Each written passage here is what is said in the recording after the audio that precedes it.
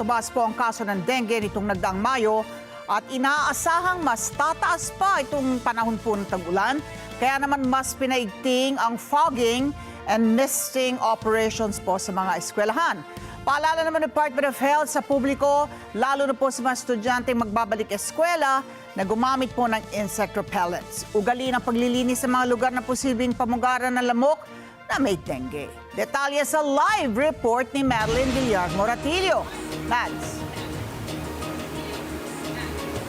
Ali, nagbabala ang Department of Health sa lalo pang pagtaas sa mga kaso ng dengue sa bansa ngayong nagsimula na ang panahon ng tag-ulan.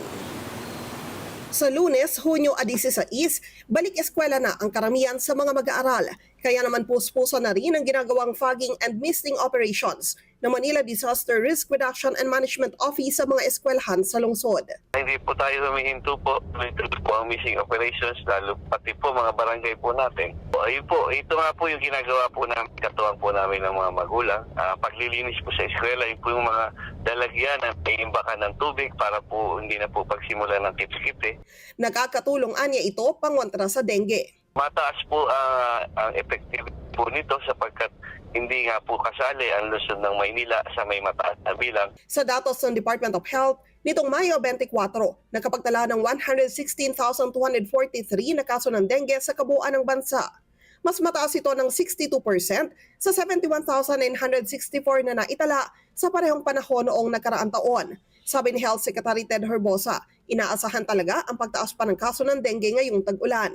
Tumaas tayo in the first quarter of the year and then bumaba noong summer. Ngayon tag-ulan, the expected, this is the season for dengue, tataas uli yan. Kaya paalala ng DOH magsuot ng long sleeves at pantalon at gumamit ng insect repellents. Ugaliin ding maglinis sa loob at labas ng bahay para matanggal ang mga posibleng pangitlogan ng lamok. Very important, remind people to clean up their surroundings for the breeding places, taob, taktak, takip, tuyo.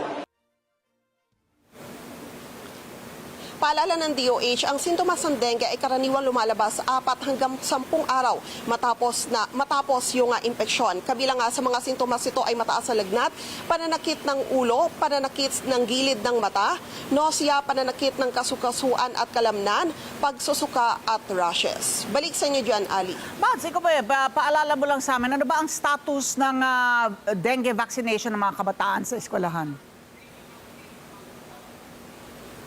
Sa ngayon, Ali, ang patuloy pa yung pag-aaral ng Food and Drug Administration patungkol nga dito sa mga bakuna kontra dengue. Kaya nga patuloy yung paalala ng DOH na wala pang bakuna kontra dengue, kaya dapat na mag-ingat yung publiko.